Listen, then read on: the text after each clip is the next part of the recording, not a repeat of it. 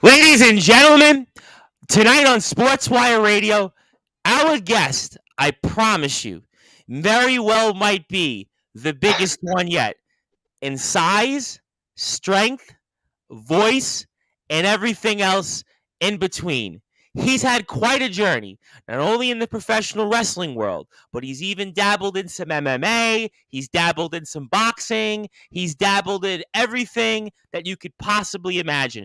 And he's even dabbled with some of the biggest stars on the biggest stages, from pro wrestling to UFC and professional boxing. And he's also going to be a part of Championship Wrestling Entertainment's upcoming show, April the 21st, where it is going to be a rebirth. It is going to be a rebirth for his professional wrestling career, which has took him to the top of the mountain and some. He needs no further introduction, but we'll continue to give him a brief one anyway, because that's what we do here on Sportswire Radio. So,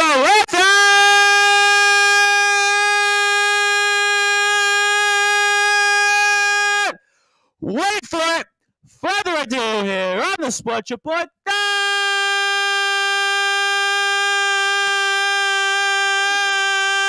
Number one, Sports Show.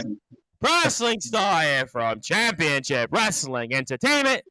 Who knows it's not easy being cheesy? It ain't easy being Big cheese. Logan. The cheese man is here. Now that was some intro. That'll be hard to beat. It's a pleasure to finally meet you, even though it's online. It's a pleasure to meet you. I'm a big fan. I appreciate that. Coming from you, I really appreciate that, because I've been getting that a lot the last few weeks on Sportswire. So I don't know if that's a good thing or a bad thing, but I always say, hopefully those kind words will take me on my obituary whenever that day comes. I was going to shave my beard off, especially, and just keep the chops for this show, especially. Well, listen, I don't know if you know Andre Decker, but when we announced Andre Decker last weekend, he actually said on Instagram, one of his things he wanted to say was, back with old mutton chops. I think Andre Decker has been wanting to cut my mutton chops for about 2.5 years, but it's not about Andre Decker. It's about you, my friend. And obviously, there's a lot to get into. I want to promote, obviously, Championship Wrestling Entertainment's upcoming show. We'll definitely get into that, plus much more from you. But, for those that are listening and watching, I know that a lot of people around the world do know who you are. You're a famous man. You've done a lot of big things. But for those that are hearing you the first time, Mr. Big Cheese on Sportswire Radio, talk about how you got into this crazy business called professional wrestling. Oh, God. We had the dodgy Skybox back in the day in 1990. I was 10 years old. And I just skip across Sky One, showing me age here. Sure. And I was like, what is this? These guys going at it. It was actually Survivor Series 90, believe it or not, was my first ever event, and it was the Warriors versus the Perfect Team. And I was like, what's this? These guys beating each other up.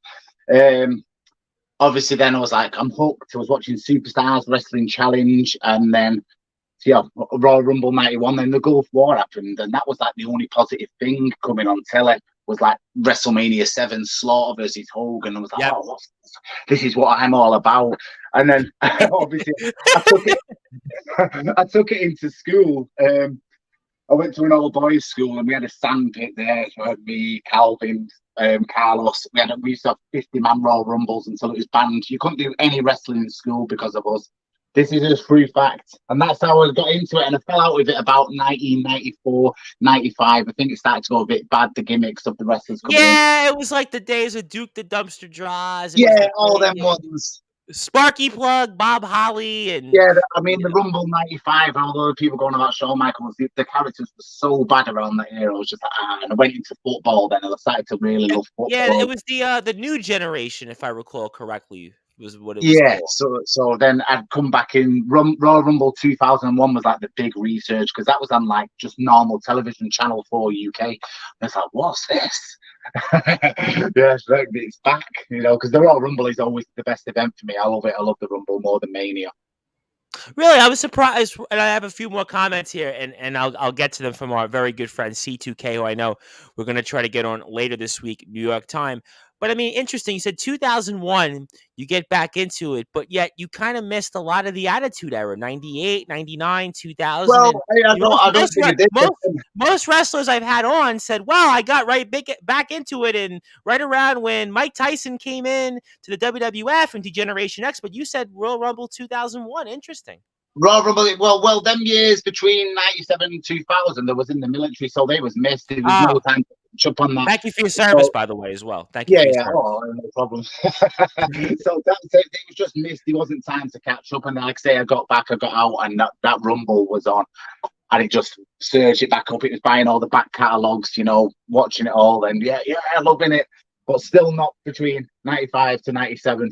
Early Yeah, it was tough. I mean, somebody asked me the same question. We'll come back to your story. And there's a guy called Chris Parkhurst. He's massive on YouTube. He's connecting people through wrestling. He's a guy who puts these signs. He gets like millions of views. And we have a mutual contact, which I'm really grateful for. A promoter in California that has promoted us here on Sportswire.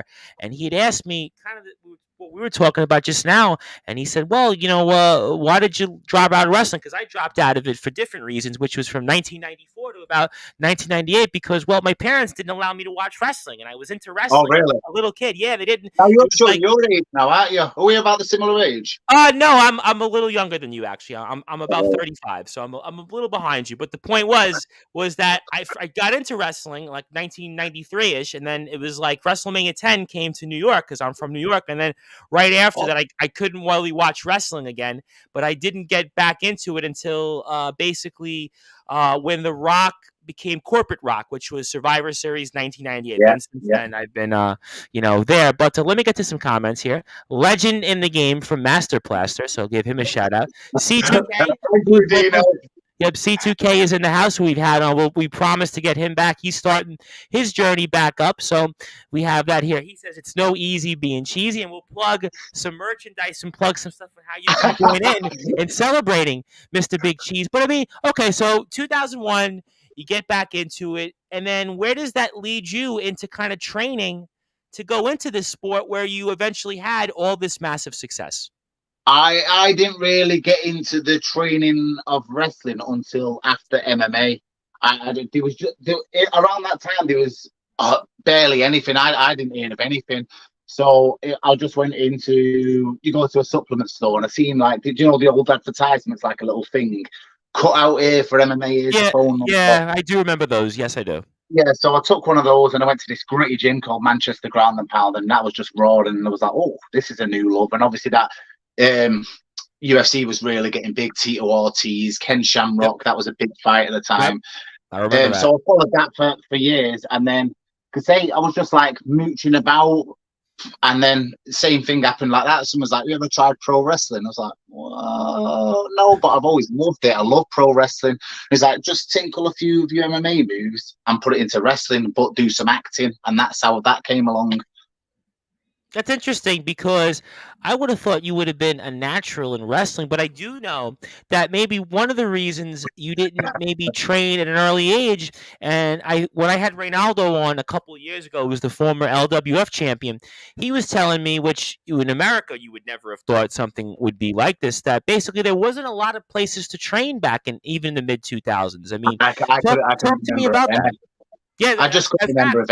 Reynaldo, a little known fact, which I was blown away when he told me this, and I'm sure the younger wrestlers that are now coming up would be even they would be shocked here in the UK about this, was that he actually wound up going to Canada to actually train to be a pro wrestler because, he was in Chorley in Lancashire and he couldn't figure it out. He couldn't go to a place. He was right out of college. He had the time. He saved up just enough money, and he wound up going to Canada. I want to say for almost 6 months. I think it was about 6 months. This was 2000, maybe 2005, and I was kind of blown away when he shared that with us here.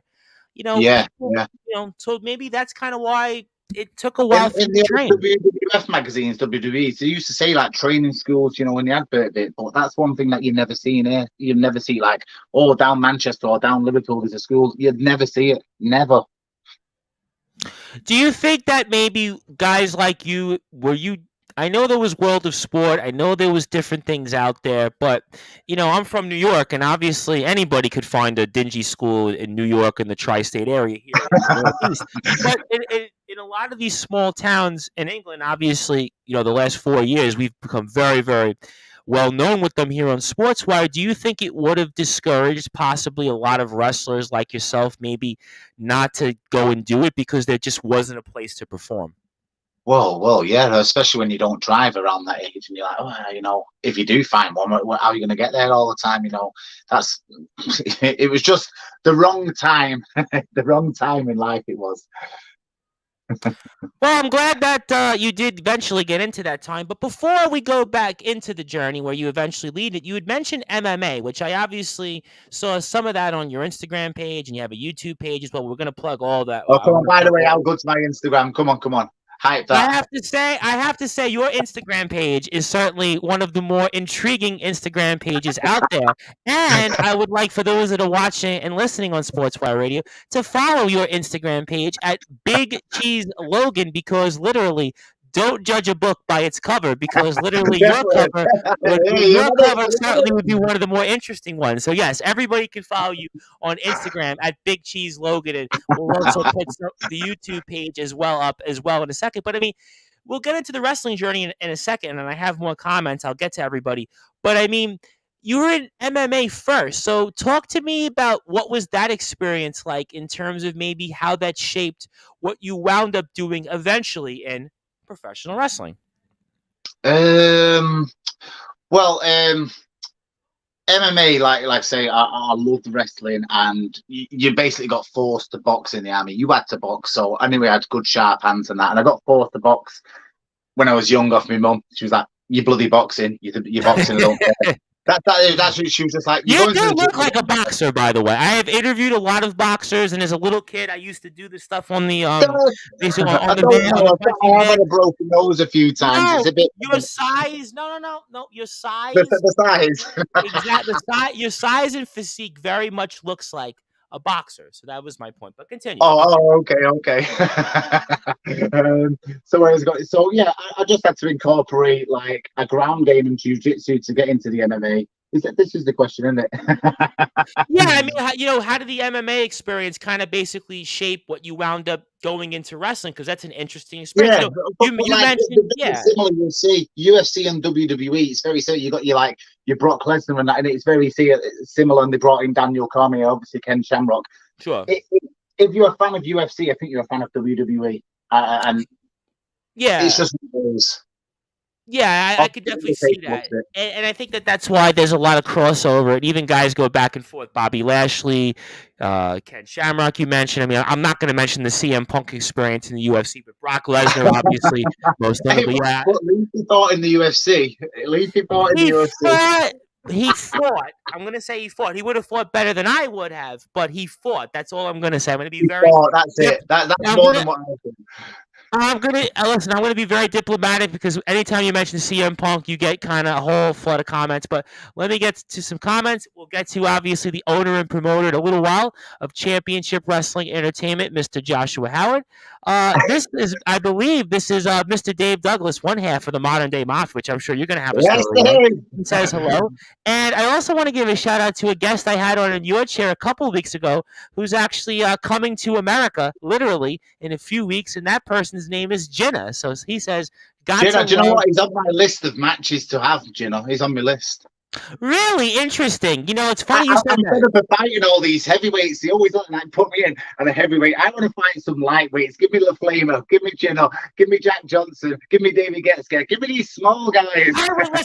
Davey Getzke. I would pray you'd fight Davey Getzke in a match, because Davey Getzke, we've had this running interesting relationship with him the past 2 years. He's obviously the LWF champion. So I would love to see you pound Davey Getzke into the ground. I would love for you to basically do a Wrecking Crew version of a beating to Davey Getzke. Range. I'll take them both out. Well, Jack Johnson, I got to give a pass on, because Jack Johnson, he's all right. And Disciple, I think, is going to get him first in a couple weeks. And he's up tomorrow. Yeah. But to Jinnah's interesting, because you're the second wrestler in a week that has come on here when They saw Jenna, said, you know what? I want Jenna in a ring. That was Andre Decker, who was in your chair on Monday. He said the same thing. You know, I would love to kind of sink my teeth into somebody like a Jenna who's different than the usual big man. And why is it as a big man that you guys don't necessarily get to face off with different types of opponents or maybe more versatility? Give me your reasons why do you think that doesn't happen as much? Because I don't think the audience can buy into the David versus Goliath thing. They're just going to look and go, he's going to win. I don't think they want that. They want the unpredictability. But yeah, just give me a lightweight. That's all you want to do. Yeah, I'm just fed up with But Jenna, I would say Jenna to me is a little different for a couple of reasons why. Jenna's one of the best I've seen. Honestly, one of the best I've seen. Yes. Easily. Yes, and I think what Jenna does in the ring in terms of some of the stuff he does on the top rope, some of the stuff that he puts his body through, I think he's a little bit more far of a credible candidate that would be believable in terms of what he could do with somebody like yourself. And I also think he would be somebody that could show off some things that you don't necessarily get to show off in the ring, because I think your point's well noted also from a wrestling standpoint. I think big men sometimes don't get the credit that they deserve. I mean, for example, that what I've seen Disciple do the last 5 or 6 months, where he's gotten to work with different types of opponents that years past was kind of like you, Big Cheese, where he would be kind of typecasted into wrestling certain types of wrestlers because, well, you're both big men. But I think somebody like a Jenna could also bring out stuff in you similar to, let's say, when Shawn Michaels and Bret Hart were wrestling Diesel back in the mid-1990s. Yeah, and you've got Finn Balor and Brock Lesnar. That's another one. Yes, Finn Balor and Brock Lesnar. I would also add CM Punk for better or worse, what he did with some of his different opponents in the ring. So, you know, I would have to say that maybe that's why I would like to see some of those things happen. Yeah. And Master Plaster would like to add, whoever he fights, there's always entertainment. So I have to ask you this question, because you are pretty much almost like this lovable giant. You're this larger than life character. I mean, were you always like this? I mean, were you always this guy that everybody loved being around? This guy that would have these playful videos out there, and you're cooking cornflakes on,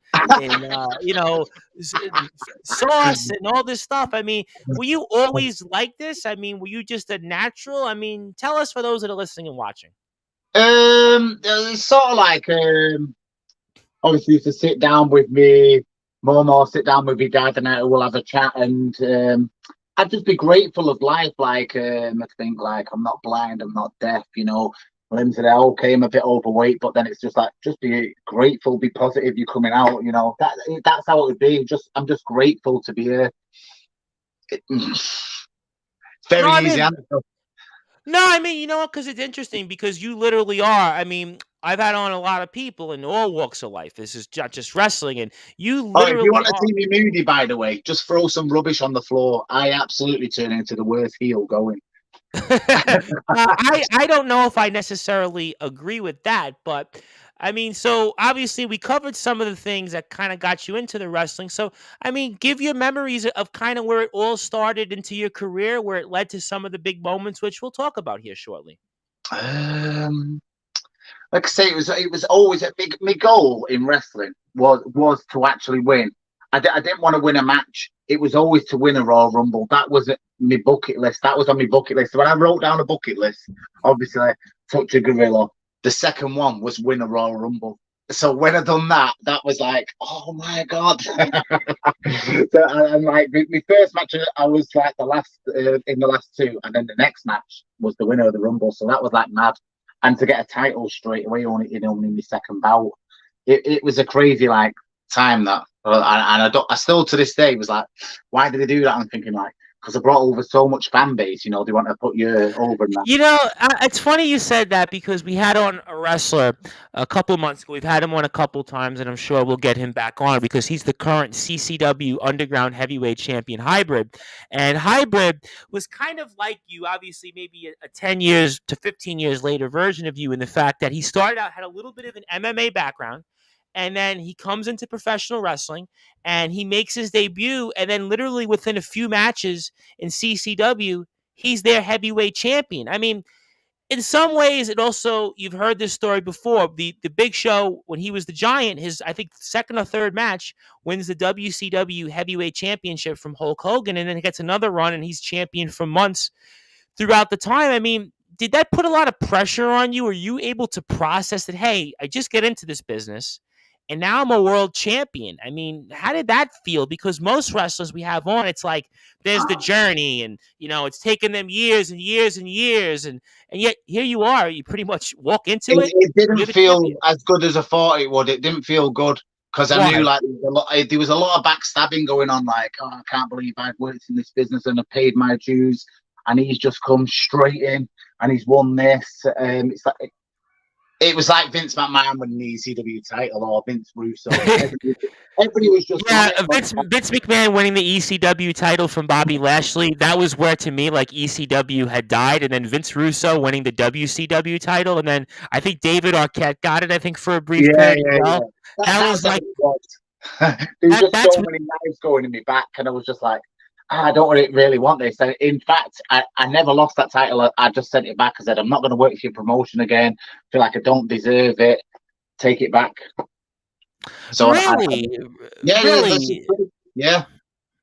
Did you ever have any regret on that, looking back and saying, hey, maybe I should have stuck it out. Maybe I should have hung in there and just kept the title, and maybe I would have held it. Maybe I would have kind of adjusted to that. I mean, that's an interesting experience. I definitely didn't regret it. You did or didn't? I didn't. I definitely didn't. Okay, all right. Well, as long as you didn't regret it, okay, that's certainly fair. I took a long thought about it. I don't want to cuss too much. I stuck a sign on his belt and just posted it. We won't go into details what the thing said, but he thought he could control me, and I was like, I'm my own man. All right, so let me ask you a follow-up question. That is, obviously, we are here with the legendary Big Cheese Logan, and obviously we will see him coming up here April the 21st at Championship Wrestling Entertainment Show Rebirth. And I want to thank, obviously, Joshua Howard, the owner and promoter, for their support of Sportzwire Radio, and Mr. Big Cheese himself, because he recommended that. And we want everybody to follow Championship Wrestling Entertainment as well. Please, on Facebook, Instagram. Give it a follow, guys. Yes, for phenomenal promotion, doing it for the right reasons, and it's all for charity. And I think that that's really what's so noble about the company, and we love companies that do those things. Okay, so let me ask you a follow-up question. I'm sure you get this asked all the time. So the next time you become a world champion, how was that experience like, and what did you learn from that experience early on in your career, getting the title? So then the next time you get the championship, because obviously there's always a second time. And what was that experience like? If there's a title fight, I would always refuse it, like, because I don't want to be the champion. I'd rather go out there and entertain, put on a show like Gladiator, win the crowd, and you win your freedom. I'm all about putting on a great entertaining show. I don't need the belt for a prop. I don't need it, So if there's a title shot, I'm just like, I'm not interested in that. And although I'm not interested in it, I am interested in this reborn title against B.A. Rose and Palmer. They're definitely going to get it, and that is my second time to get that title. Interesting. All right, so we'll certainly get into that. But before I do that in a second, I do want to talk about Championship Wrestling Entertainment. But I mean, interesting, because I have on wrestler after wrestler, as I'm sure you're aware of it. All they say is, I got into this business because I want to be the champion. I want to be the top guy. And you, on the other hand, you might be maybe the most selfless person I've ever had on, because you're like, nope, I'm just about having a good time. I want to enjoy the fans. Oh, yeah, it's all about the good time. As they'll tell you, I'm sure in the comments, I can't see the comments, but I'm sure in the comments people will say, he just comes out, he entertains, he parties with us all, he goes home, winner. That's all I'm about. So are you essentially telling us you're almost kind of like the family-friendly version of The Godfather? You just want to have a good time, but in a family-friendly version? I just want to be out there and have a good time. That's all I want to do. Good time, good match, go home. Okay, all right, listen, I mean, I just thought that was fascinating, because, again, a lot of wrestlers, again, I have on the veterans like yourself, I have on some of the younger talent, some of the wrestlers in between, and almost all of them universally say the same thing. I've got to have the championship. I get into this because I dreamed of being a champion. I dreamed of being a top guy, but yet you, on the other hand, the Big Cheese, are like, well, all I only wanted to do is win a Royal Rumble, as I said. That's all I wanted in my life. And now everything else is great. Everything. Okay, all right, fair enough here. So we'll come back But to I'm some of still that. undefeated many years into it. No one's ever pinned me. You've We'll put never that been out there. Never been defeated. interesting. So maybe that's the trade-off: not winning the championship and yet That's being it. undefeated. Just stay low, fly low. The same in Scarface. Fly below the Let me radar. think. You Now, just go there. I'm Like trying to Tatanka. Do you remember now. Tatanka? That You know, street. now I'm trying to think about this here in the world of professional wrestling. Now, famously, I believe Andre the Giant before WrestleMania 3. I think I might have been pinned once, if I'm not mistaken, or somewhere. Or I maybe hadn't been formally pinned. We had obviously Goldberg's streak for a while. We had the Ultimate Warrior that had I think about a 2-year streak where he was Yeah. undefeated. Certainly, Hulk Hogan went 4 years without being pinned in a match, although he lost I think 1 or 2 matches by count out. But those are kind of hooky scenarios. Ryback, you had mentioned, and Ryback had been undefeated for a while, and we've had on a few wrestlers here lately on Sportswire that haven't lost. But I mean, does that mean something to you that you haven't been beat in a match? Does that mean does that something you really think about a lot? I do pride myself on that little streak. Yeah, that little streak I do. I'm like, oh, but no one's ever put the shoulders down or tapped me out. Yeah, it's a very proud moment, that. Is that something that maybe in a way is a fairer trade-off than not being a champion, let's say so many times? I think so, yeah. Rather than be the top guy, just be there and get the wins. That's cool. Because I believe, if I'm not mistaken, because I think I heard somebody say this somewhere, and I forget who it was, and they said, well, somebody had said, well, Ric Flair is a 16-time champion. Then the person that came on, I forget the wrestler that said it. Well, he Means he actually lost it lost. 16 times, though. Exactly. So in a You way, don't want that. You want one-time champion, and he kept it for that long. well, listen, Roman Reigns right now, right? He's been champion Yeah, for almost 3 yeah. years. I mean, Bruno Sammartino, 8 years. I mean, Hogan, 4 years. So, I mean, that's fair and enough. And we'll come back to some of the journey in a second. But I mean, obviously, in the present day, I do want to come back to Championship Wrestling Entertainment because I Okay. really big supporter of theirs. And obviously, we're looking forward to the show coming up here on April the 21st. And you're going to be a big part of it. And I also saw that you've also been helping out. I know most recently you were helping out training some of the talent there. Kenzo was mentioned quite a bit Yes, last week on the yes. show. So maybe talk about first, what's that been like in terms of maybe helping it give advice, input, maybe training the different talent that are going to be on this card coming up April the 21st. Okay. Yeah, again, that's another thrill better than winning the belt is training the next generation, showing them what you've learned. I mean, I won't ever necessarily say I'm the best wrestler, but I've got a mind Sure. that will work out. So yeah, when Josh gave me that opportunity, obviously Josh and Ellen, giving them a shout out. Ellie's an underrated one there. They give me that chance. It was great to see them all going for it, like just taking the bumps and that. Yeah, that's what you want. You want to see the new generation pass on your knowledge. Yeah, that's that. It's definitely what you want. That. And Kenza is a great wrestler. He's really good, really good. He's going places. And in terms of just overall, also, I mean, is how important is that? Because I do hear wrestlers all the time talk about that you want to leave the wrestling business in a better place than when you came in. Is that something similar for you as well? Yeah, I mean, I remember when I started out. I mean, people would talk about the clicks and all that. When I was doing training, it was so hard to wedge yourself in. You feel like that little kid in the corner, even though you're like quite handy. You don't want that in a wrestling school. I've been to I won't name the wrestling schools, but I've been to them. And I'm like, Sure. they don't want me. They're like looking at you, see there. They don't want me. They don't want me. I would always want it to be the family. That's what you all are.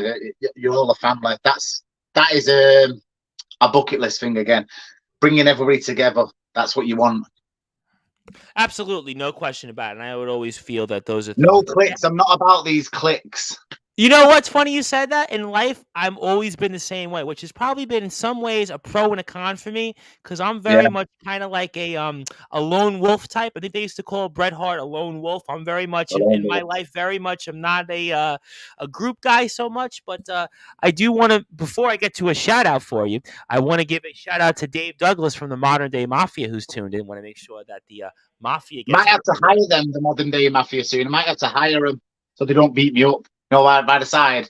And the Well, friends of me. well, I mean, Jack Johnson had his issues, I believe, in GT Ministries paying the modern day mafia. So I don't think you'll have that problem because you pay in cheese.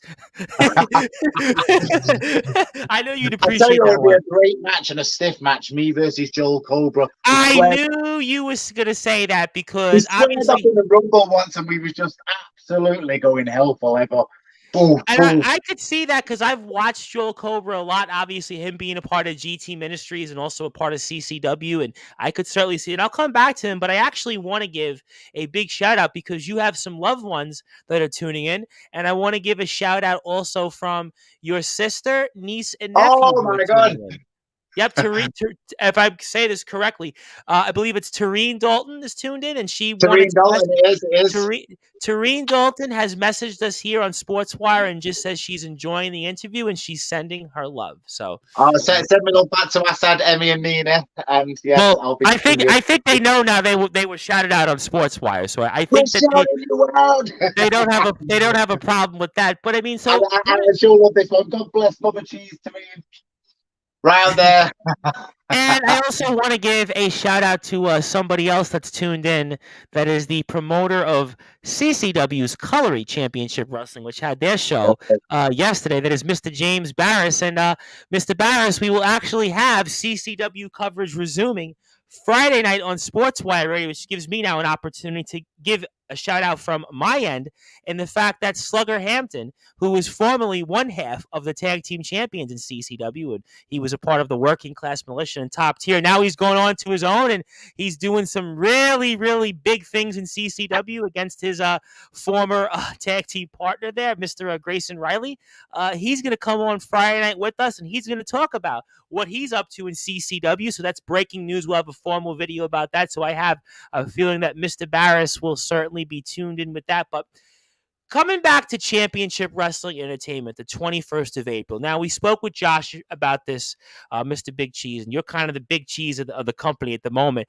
I mean, the company kind of goes away for a little while, but we're back now. And talk about what that means, obviously, to you also, seeing that a company that, kind of had some different things it went through, but it's back now with a different model. And I think it's going to be a more successful model. And maybe talk about that standpoint. And what do you think that means to you and those who are going to be on the card coming up here on the 21st of April? Yeah, I remember when they first started, and he did a few things wrong, Josh, that he'll tell you about. I don't know if he explained that last week. Made a few errors, calling out some people and that. But his first show that he done was so professional, and it was a brilliant show. Where did we go then? Give me a. Well, I mean, basically, in terms of where do we go from here? I mean, obviously. He's doing it for the right reasons. It's going to charity. Right, charity. We have different things. Cancer. August show is going to be for defibrillators. So this is, I think, what the real nook of the cranny would be here, Mr. Big Cheese, is that we're doing this in a way. We're not doing this to make millions of pounds. We're not doing this necessarily to, try to scam the talent or anybody else, because a lot of this does happen in the wrestling business. I think we're all doing this here for a better cause, and in the long run, we'll have, I think, better luck in staying. And I think also the big thing here, which I'm going to get to in a second about Championship Wrestling Entertainment, which I'm sure you're going to be happy to answer, is that I think in the long run, wrestlers are going to see what this company offers, and I think they're going to be wanting to be a part of it because of the environment now. I think that we're going to, have going forward, I think is going to be a big reason why. I think that's kind of where we're going here with this. We're just going to say everybody that goes to CWE, the Reborn show, gets a free Big Cheese t-shirt. This one. Well, you know what? Well, let's promote that right now. Well, you've got a lot of stuff. Well, you know what? You have a lot of stuff on the screen. And I think for those... this shirt in particular here? So I was on the shirt printing business, and I put in a quantity for 50. They sent me 500 of them. 500. But they've done the printing, so I individually had to sign each one 500 times, and my autograph is massive. Wow. So everybody at CWE show gets one of them. They're just going to be going everywhere. Are you selling these shirts somewhere? So for those... for everybody goes to that show. Okay, well, I mean, do you have anything else you want to show? Because you have an interesting screen. I know we were talking off the air. Come on. Come on, like the Hasbro gem. Come on. Now, okay, this is a big deal because, Hybrid came on. He's the CCW champion. He has his own trading card. But I'm you have speaking of your own. hybrid again. Who would win in an MMA fight? I think you would win because of the size. I think of the size. I would The have. power. I don't know how familiar you are. I know Rockstar Rob Bagwell will probably disagree with me on this because that's his brethren in the CWO and CCW. But you would have the size advantage, and I almost feel that because of that, that would probably give you the edge because you would just kind of put him in a hold, and you just kind of basically make him kind of. Squeeze. Pretty much, yeah, pretty much. I mean, But how about this shirt here that you see? I posted this on the Instagram. How about Primark bringing this out? So how did that all come about? I want to go back to the figure in a second, but how did that all go about? Where Primark, which we actually have Primark here in New York, it's actually I live near the Well, I don't live near the Staten Island Mall, but it's in outside the Staten Island Mall. There's a Primark. So how did you get this with Primark? It's not being easy. It's not easy being cheesy. They just started doing it. It was like the Cheeto. When was Cheeto was done the 90s? It should. If that said it, that is perfect. But yeah, if you want one of these, £10 Primark, get onto it, everybody. I want to see Well, you at the show. I definitely would want to too. I've got a bunch of comments here. I tell you what, Tom, when we go offline, send me your address. I'll send you one. And I want you to wear it for the show. I want you to wear it. Would you wear it? I would wear it, and I'll even do a video. And it's funny you say that because I'm wearing a Reynaldo shirt right now. And on top of that, we have a shirt for tomorrow's show, which I bought from a wrestler. So I'll buy the shirt off you even. So you can I'm going to send you the shirt. I'm getting your address when we go offline. And yes, you will get that. But I want to come back. I want to come back to the figure, but I've got a ton of comments right now. So first, let me get to some comments because we have a lot to talk about for sure. Casey Jack Bradley, young trainee from GT Ministries, says hello. He also then says, Big Cheese, the greatest of all time. It's time to go Brie mode. I don't know what you and Bremo would have anything in common. I might want to go rock and roller. I might want to go Brie mode for different reasons, but I think Brian Danielson beat me to that. That's all I'm going to say because we're a family-friendly show. Somebody I know you know very well. He's the man behind Firestar Championship Wrestling next week. Rockstar Rob Bagwell. He is one half of the CCW Tag Team Champions. Anything you want to say about Rob Bagwell first before I get some more comments? I like Rob. I actually messaged him that I'm going to see him this Friday upcoming. He's on a show at the Squared Circle and he's got his own Fight Style promotion the next day. Yeah, correct. He's at the next day. Yep. So I'll see him on the Friday, but I can't make the Saturday show. Okay, very good. And I want to give a big shout out to Firestar Championship Wrestling because we had them on Wednesday, and one of his wrestlers, the Scottish Savage, Davey Blaze, talked about putting, how can I put this in a family way, cream on another wrestler. So that was kind of an interesting experience. I'm not happy about him. Yeah. Okay. Well, this individual who I think knows another individual who would be an individual that came on Monday, who that individual holds 2 championships currently, says, I don't like Big Cheese. I'm vegan. Would you you can get vegan cheese now and then you sorted. So you're telling him that he can just get vegan cheese? Well, yeah. Or if he comes and confronts me, I'll just slap a cheese slice off his head. Well, this guy, this guy, I'm pretty sure, is a big guy like you. And I think a lot of promoters out there, if they had some common sense, might actually want to see something like that happen because he's a very, very interesting man. He's kind of the polar opposite of you, that individual that might know that individual. Because we like to try to... I was vegan for 2 years, believe it or not. Okay, all right. Well, I may have to come back to that, but I have more comments. Master Plaster says Perler. I appreciate that. Also, we have here Casey Jack Bradley says easy peasy cheddar cheesy. I want to give a shout out to Vinny Vanderham, who I know was on not too long ago with us. He's from New York. He's working on some different things. He's doing, I think, what we in the wine business. We're doing music also. He says Big Cheese. That's a cool name. All right, I'm going to come back to some of those things on this individual, but I have to go back to the figure because you have a WWF Hasbro figure of yours. So you have to tell those that are listening and watching this because there's a lot of people out here from all over the world who have tuned in. And how did that all come about?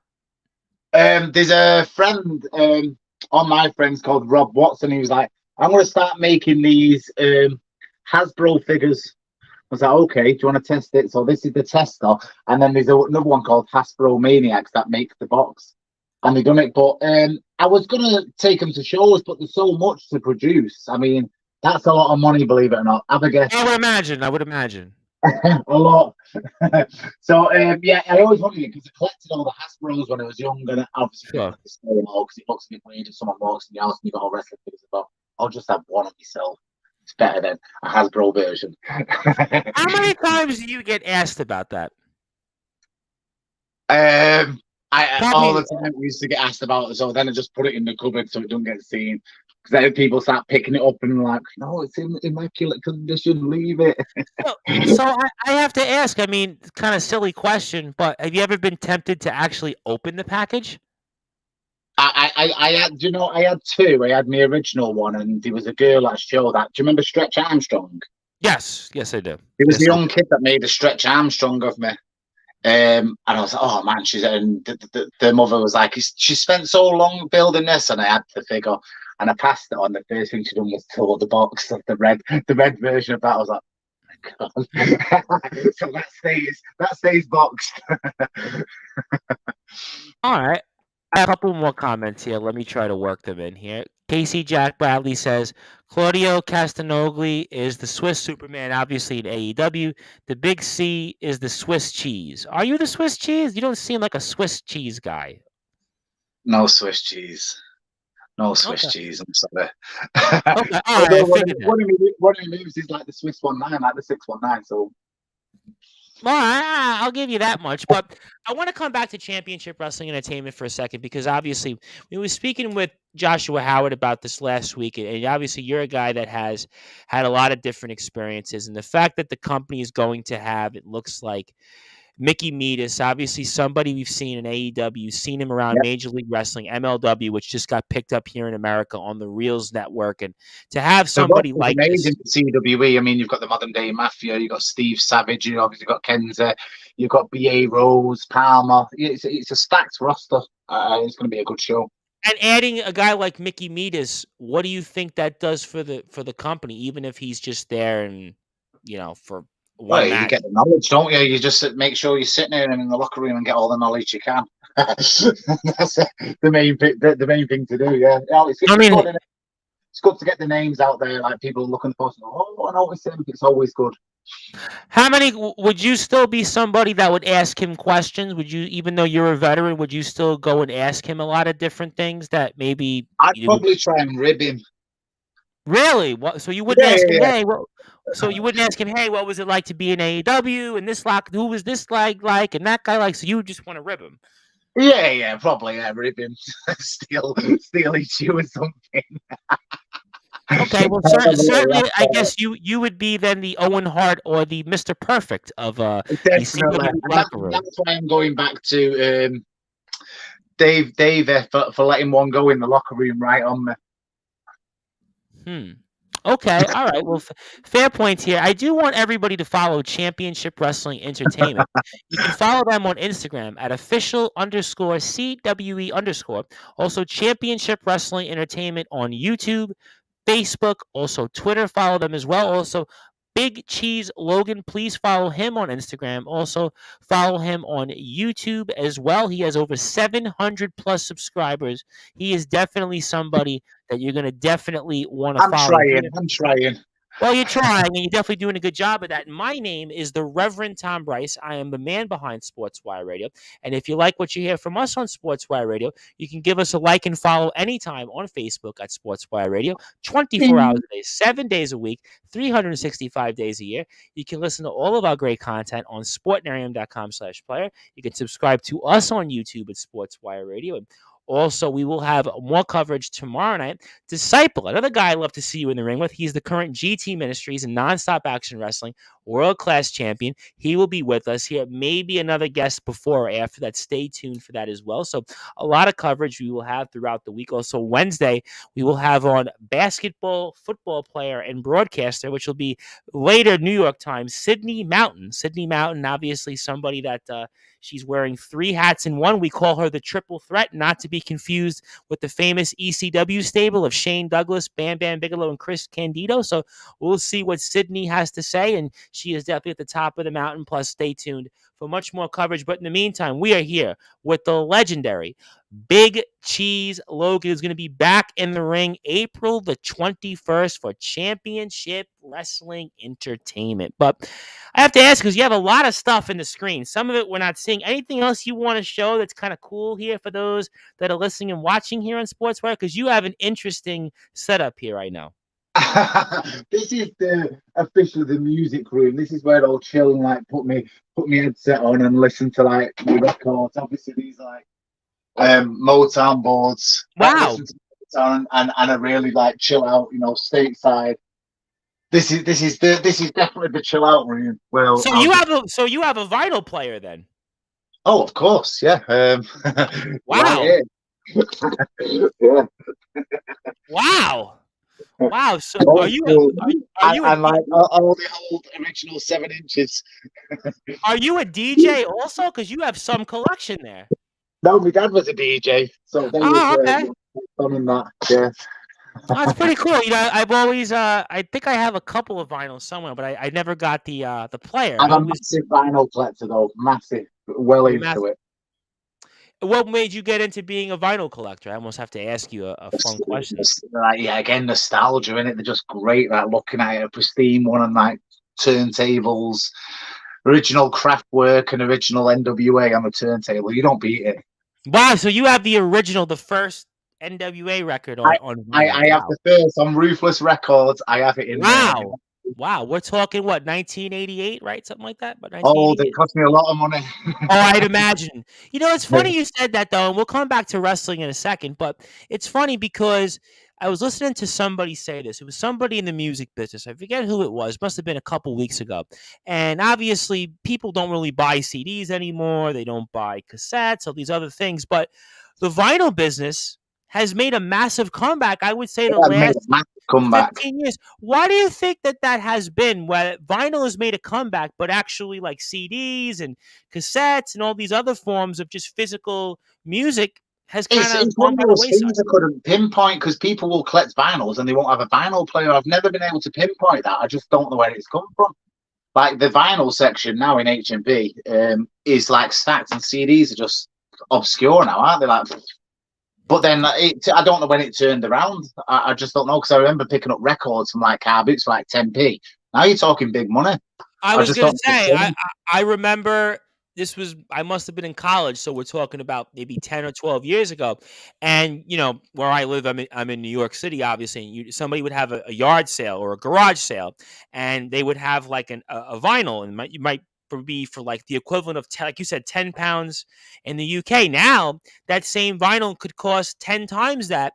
And it's right. And it's so interesting to me that that's the case, because, again, people don't buy physical things. One of the things I used to enjoy as a kid, which for the English audience will appreciate, I used to love going to Virgin Records. We used to have Virgin Records in Times Square. We had in Times Square. We had it for a brief period in Columbus Circle here in Manhattan, and we had it in the West Village. And I used to like going, and Tower Records as well. We had Union Square, West Village, Union Square. We had it Times Square, and we had it Columbus Circle. And I used to love just going through the music, just going through these different artists. And, now you can't do that. Now it's pretty much, if you're going to buy physical music, it pretty much is Amazon, or that's it. Or Barnes & Noble, if you have a Barnes & Noble, has a limited collection. But I have a couple more comments before I get back to some of the wrestling journey. Mother Sue from KOW is tuned in. She says, "Good evening, gentlemen." So I want to thank Mother Sue for tuning in. Also want to give a big shout out again to Casey Jack Bradley. He says, "I can see you do cheesy gear." Yes, he does cheesy cheesy gear. Yes, he does the cheesy gear. Yeah, so you might want to make sure, Daniel Banner, that you do and get some as well. So, I mean, I've got some of that here, but I was curious before I get to some of the funnier stories and a few wrestlers that I know will come up in a second. But I mean, you didn't wrestle for a couple years. There was when you came back at the CWE show a few years ago, and I think it was about 2 years you were kind of away from pro wrestling. I know COVID was a part of it, but you legitimately didn't get back out there in the ring, and you didn't know you were going to be out there altogether. And kind of talk about that kind of time away from the ring, and if you thought you were going to come back, and just that whole experience and how it shaped you there. Yeah, I just lost the general interest. Like, say, I was fed up of going here, people stabbing in your back and won the bill, and I was like, is this what it's all about? Everywhere I went, it was like a social misfit. Like, is this all it's about? And then obviously people was going, you're not going to wrestle again. You was good at that. You're not going to get back in. and the voices in your head go, don't they? So you've got like the angel going, go on one more, and then the devil's like, nah, you don't want that. You don't want it. And then eventually you come to that decision, and it was like, yeah, CWE is. I shouted out to him. I gave him a few original plans, and then he asked me to be on his roster, and I was like, yeah, do you know what? I'll be on this show. I'll be on the show. And yeah, good memories for work from him. He's a good friend now, Josh, as well as a promoter. He's a good friend. He's a great guy. He's a great guy. Yeah. It's speaking with him off the air, even. The past few months and obviously talking with him, I could see that he's in it for the right reasons. And again, there's some promoters out there and they're doing it for certain reasons. And I'm not going to get into some of that. There's a lot of scumbags, but I won't name and shame, but there's a lot of them.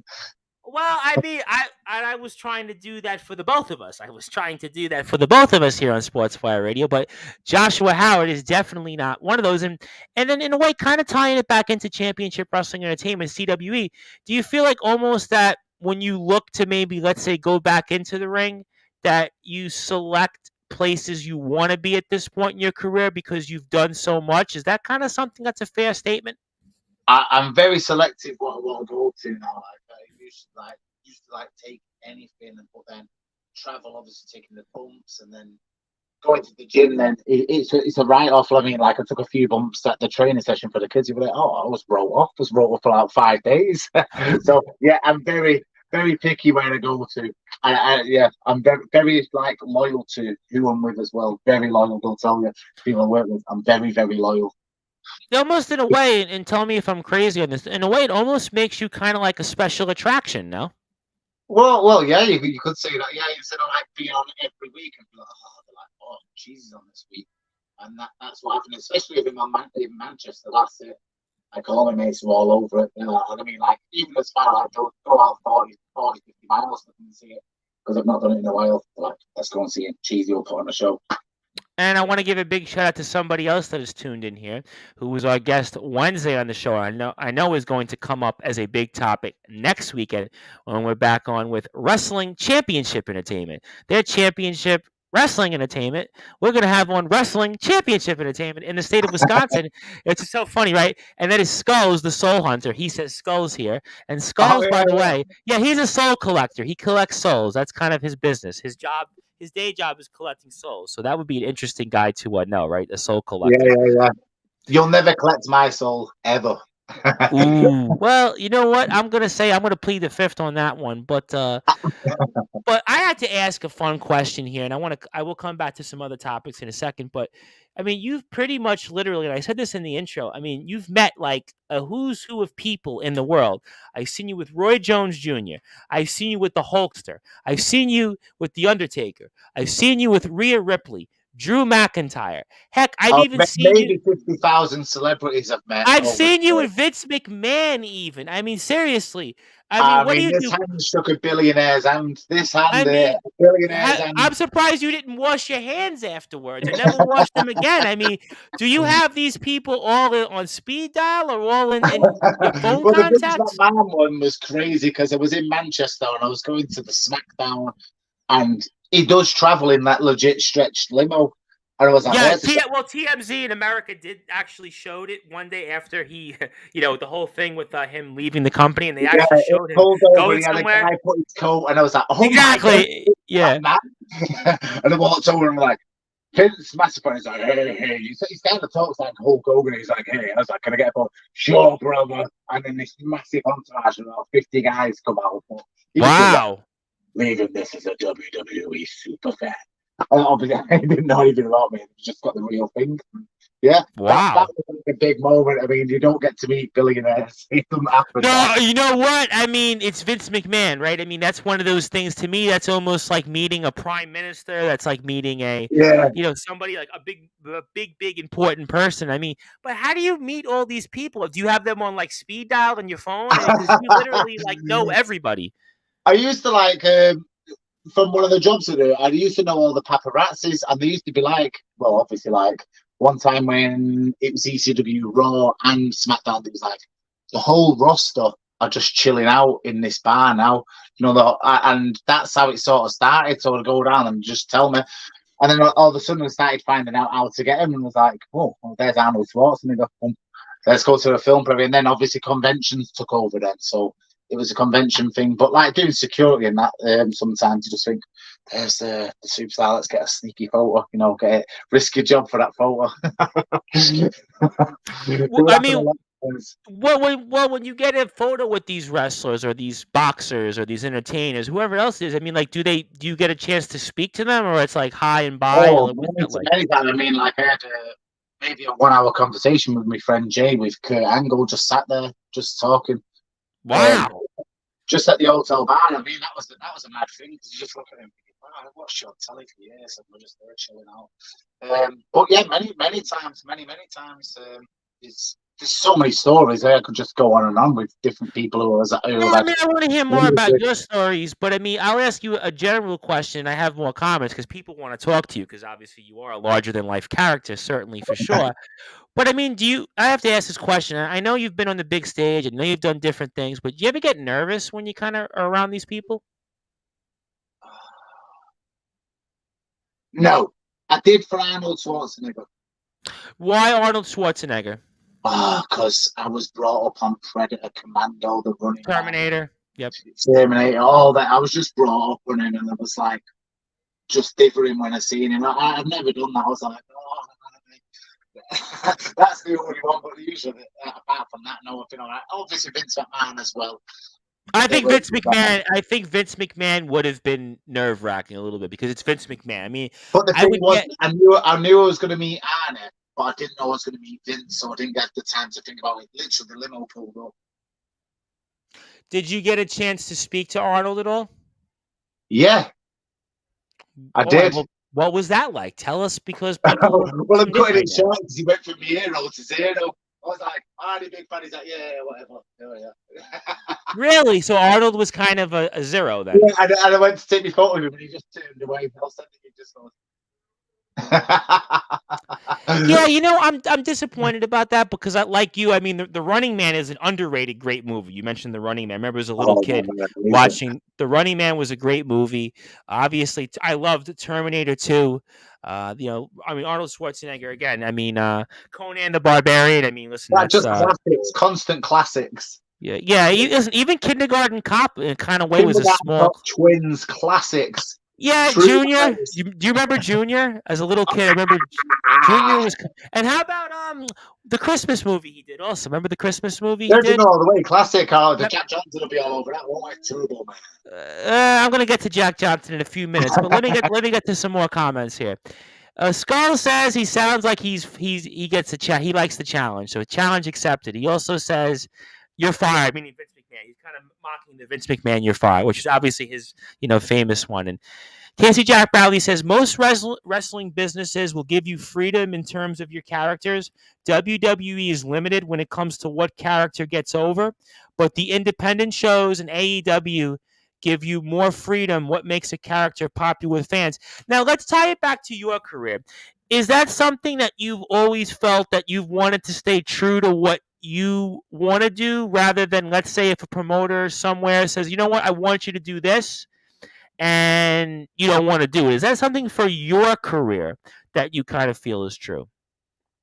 No promoters ever give me that kind of ultimatum. They don't think, oh, make all the kids happy, that this is what's going to happen.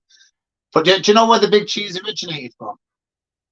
You tell us for those that are listening and watching here. Well, the Big Cheese originated from an MMA fight, and I'm smiling, I'm happy, I'm fighting, and then we were shouting like, "Knock that Big Cheesy smile off his face," and I'm like, "You're damn right, it ain't easy being cheesy." And then that's just how it stuck that, and then obviously that was about 07, 08.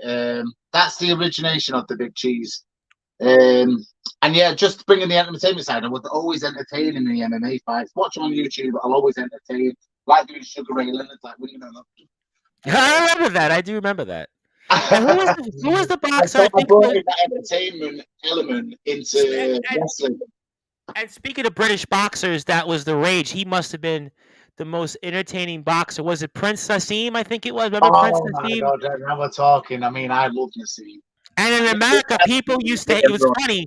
He was such a good boxer, but in America, they would hate his guts for whatever reason. They didn't get the whole image, the stick, and how he spoke. But he was so ahead of his time. When you think just about tarnished his legacy, didn't he? Tarnished it. I mean, but I'm going to focus on in the ring and what he did in the ring. In the ring, one of the greatest ever. Phenomenal, just a phenomenal. Yeah. You can just watch his fights and just love it. They just come out and they're leaping hooks, everything. Yep.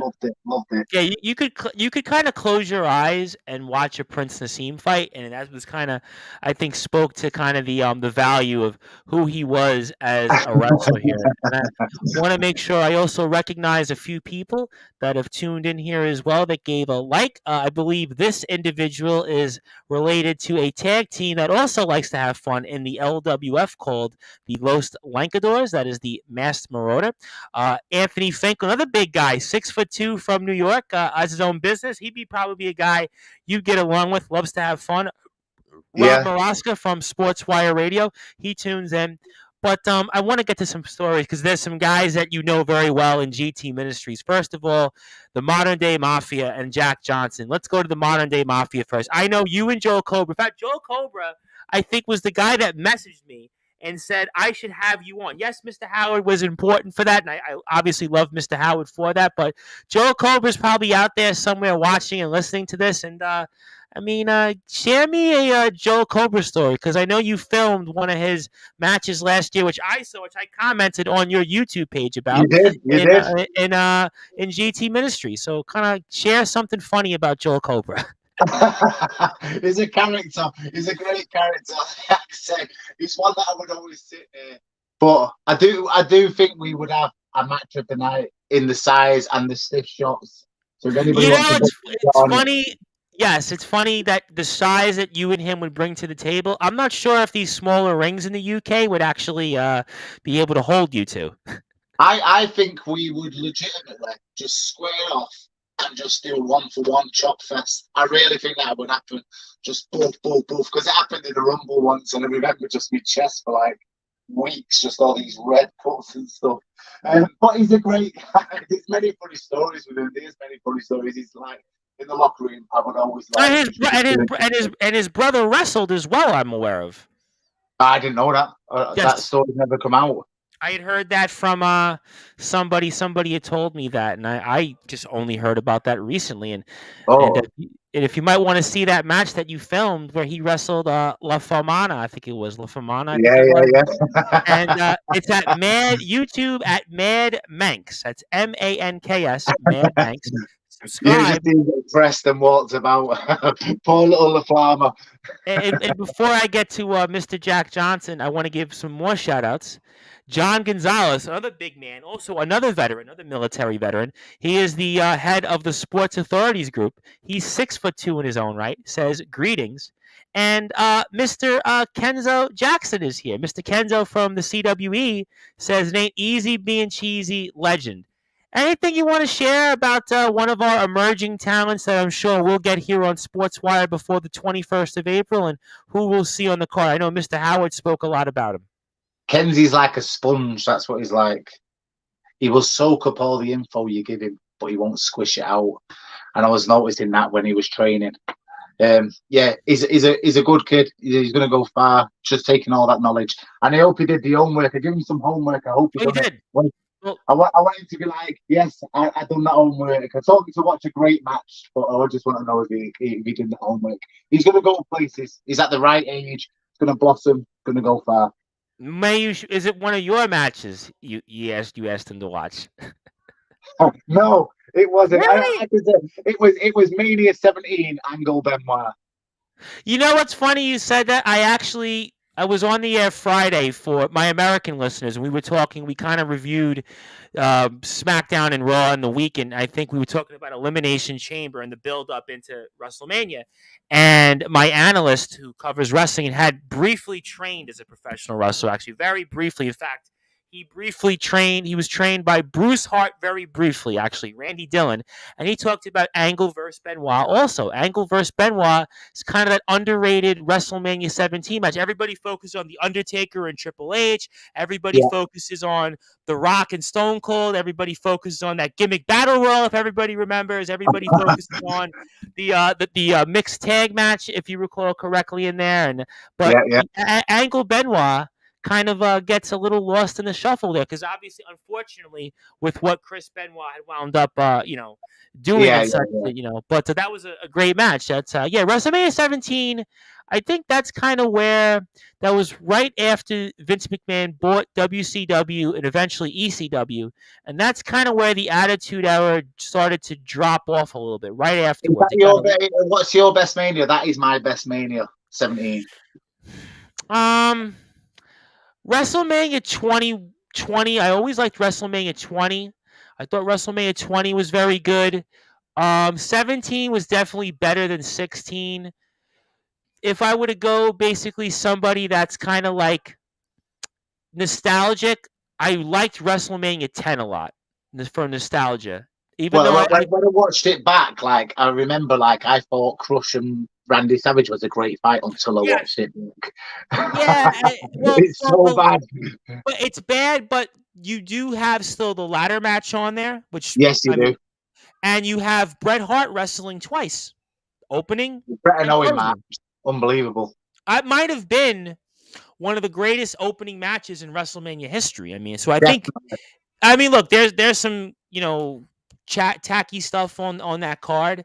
The Crush Randy Savage match. What was it? Randy Savage ties Crush, he ties him outside the back, and then he kind of runs back to count to 10. I mean, that was that was kind of gimmicky on there. Then they had what was the Bill Clinton imposter that they showed, and that was a little gimmicky, but just for the ladder match, I did like WrestleMania 10.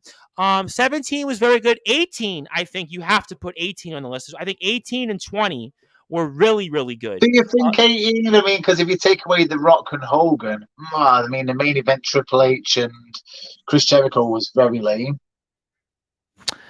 Yeah, I mean, but it's one of those things. Stone Cold and Scott Hall was okay. He took the best ever stunner, in my opinion. It's funny. I heard that somewhere that somebody said that Scott Hall, I know, had a very small stint, took maybe the best stunners of anybody, and sold it well. But another match that's on there also at WrestleMania 18, which I really liked, was The Undertaker and Ric Flair. Right. Okay. That is a good match. That's underrated. Very underrated.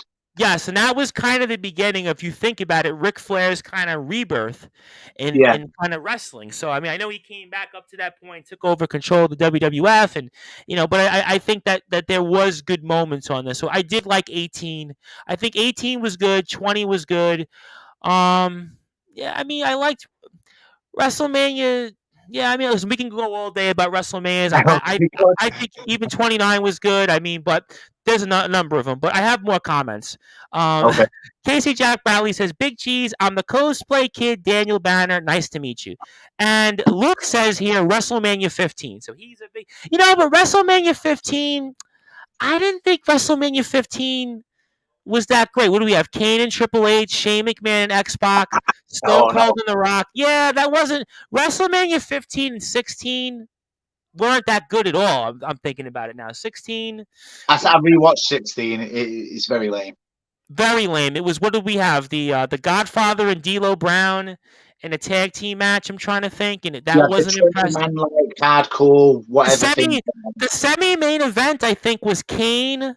Was it Kane, Rikishi, and An X-Pac or Tuchel? something. It's X-Pac, something like Road Dogg. Yeah, it was just like, I mean, there was some like stinkers on there. I think that. was Chris Jericho and Kurt Angle on there. Is what that was okay? I think, right? Was it Chris Jericho and Kurt Angle, or was it Chris Jericho, Kurt Angle, and Chris Benoit in a triple threat? I It think. might have been. It I might think. have been like it was a very poor. And Angle was a double champion. I think that was okay.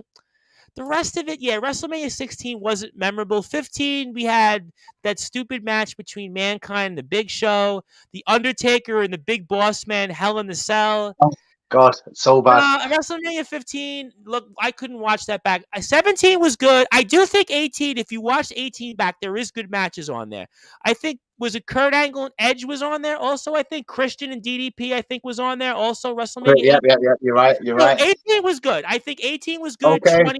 20 was good because of Madison Square Garden. So there's some good ones, but 15 is not on the list. You have to share something about Jack Johnson. All I think about Jack Johnson is the word Salford. But in all seriousness, I've had him on a couple times. He's had an interesting story. He's now kind of, speaking of people who are reborn, he's literally reborn now in GT Ministries. He's the Bolton Town Wrestling heavyweight champion. And share something for us about Jack Johnson. Jack Johnson, he'll probably vouch for me. Me and Jack get on great. I mean, I like Jack. I like him. I like Jack. My primary school was actually in Salford, like, so I lived around Salford, so kind of maybe liked me a lot for that. But we went to the same training school for a few years, and we actually had a great match in that. Which, you know, one of those underrated matches that no one's ever seen. There's no footage of it. You know, it was funny. I was thinking about that because I went on YouTube. I was like, I actually put in you and Jack Johnson. I couldn't find it. There's actually been a few hidden gems in training that have never been seen, and that was definitely one of them. Definitely one of them. Me and Jack Johnson. There's only stills of it. So it did happen. The proof's there. But yeah, he's a great guy. Again, he's one of the first to find when I go to BTW or I go to GTM shows. I hunt them out and I go and talk to them all the time. They'll tell you that. Yeah, he's a good friend. So you got the Jack Johnson, Joe Cobra. Lots of good friends. I've got many good friends. Dave Douglas, have to throw Dave Douglas, nice guy. Although you won't do a training session with me. Why not? Why won't Mr. Dave Douglas? I don't think our paths keep just missing. You know, it's like a magnet, both at the same. They just keep going away. Can I ask you about speaking of GT Ministries, because I spoke to him off the air and he's become a good friend also, and I told him you were coming on, and I think you might know who I'm talking about, Mr. Gareth Angel, who just returned last week at the Fountains Church. And he's another great guy. Anything you want to share about Mr. Angel? Because I know somewhere he's out there. He was actually on my first show that I ever performed in, and it was in a church to 8 people. It wasn't his company. We was just booked on it. It was in a church and 8 people was in the crowd, and we had a 30-man Royal Rumble. God, it was so embarrassing. I remember talking to him a lot during that show, but I seen him at GTM. And I went backstage and talked to him a lot there. He's a great guy, but he'll tell you that story. You know what I like about Mr. Angel, and I'm gonna go off the cuff a little bit, but what I always liked about him most is that how he treats his wrestlers, how he treats his locker room, and I think what he does for the community, obviously with the Fountains Church, and obviously the community. Yeah, again, the heart's in the right place. That's exactly. That's what it is. I was even watching Wrestling Church last week on the GT Ministries pages on YouTube, GT Ministries UK, and Joel Cobra was baptized, Jack Johnson was baptized, and I liked what he's trying to give a positive light to people that may need it. You think about wrestling, okay, you guys are just wrestlers, but maybe you need that.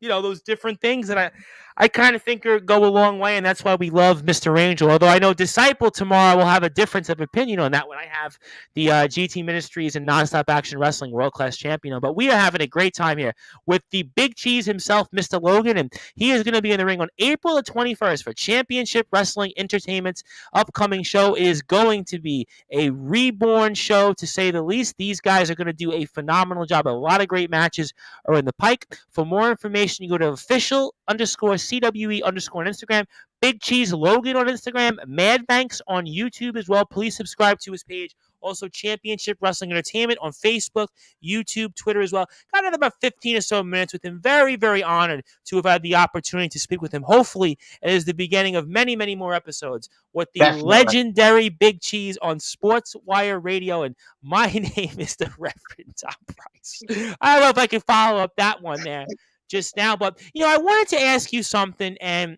I kind of feel like I have to go back to it because I know you've done MMA, I know you've done wrestling, but I know you've done boxing. And there's somebody that I had on recently that you might have crossed paths with. I don't know if you have or haven't. He knows some of the guys back in the day because he did some wrestling a little bit. And he's transitioning now into filmmaking. His name is Luke Leland. And I had Luke on about a couple or so weeks ago, and he's working on this documentary. He's trying to show different sports and different things. And I was wondering, and I know you did some boxing, and obviously RP Davis, who you may have heard of, is a big-time wrestler now. He's the TNT Ignition champion. He was a boxer. He was a world champion, got injured, and then kind of transitioned into becoming a wrestler, and he's doing the whole thing. He's just blown up in places like Odyssey and KOW, Wrestle Island, Future Shock, TNT.